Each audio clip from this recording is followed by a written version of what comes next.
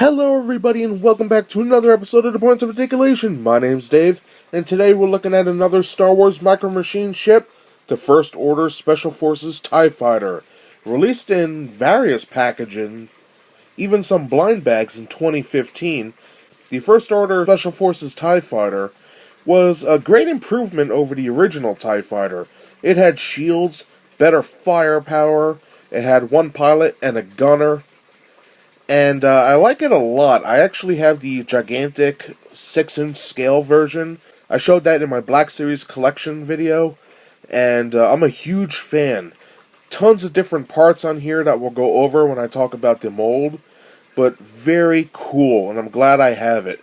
Now for the size, this little fighter is a little over 1¼ inches tall, so it's a nice size ship.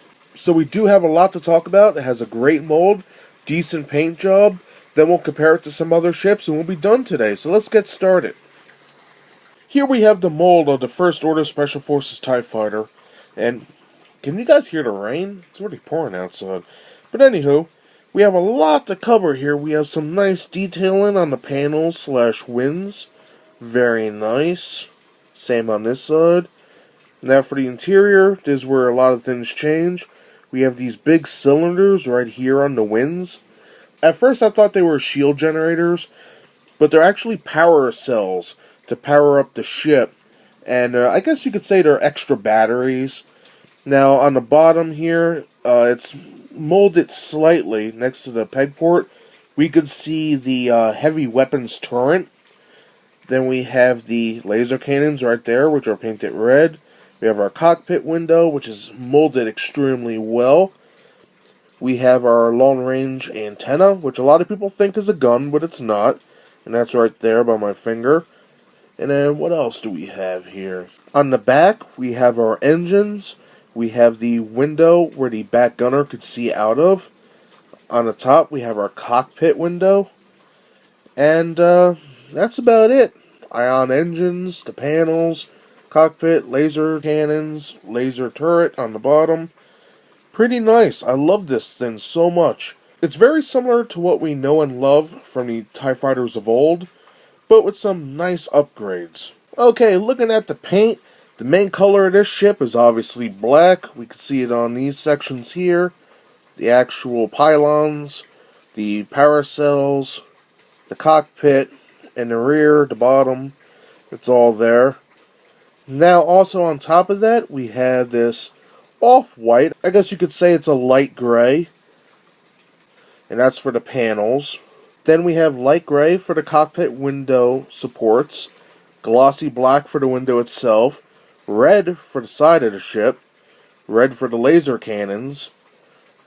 And then on the back, it is also red. On the bottom, the red just continues all around that side. Even on the top. And that's basically it. Not many colors, but they work. And just like other Hasbro Micro Machines, it doesn't come with a stand. Luckily, I have some extras from the Gloob days. Just put that peg in the port like so, and you're good to go. For comparison with the First Order Special Forces TIE Fighter, just rolls off the tongue. I have it next to the T-70 X-Wing from The Force Awakens by Hasbro, and a Gloob TIE Fighter from the original trilogy. Great ships, they all go together, excellent stuff.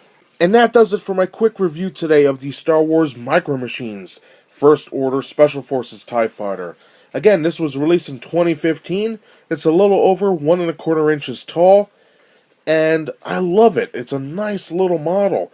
It's got the paint, it's got all the details, everything's there, from the heavy weapons turret on the bottom to the long-range comm antenna on the top. Everything's there. Perfect. Now, if you're looking to buy this, it was in various sets, several sets to be exact, blind bags. It's easy to find and they're cheap. So if you're looking for this, you could even get them today. There's some even at my local Walmart. Now again, the only gripe I have is Hasbro, come on, give us stands.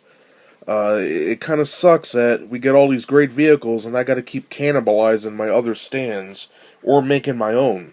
And I'm really fond of this ship. When I first saw it in The Force Awakens, it was great. And do you guys think we're going to see some of these in The Last Jedi? I think we might. Tell me what you guys think in the comments below.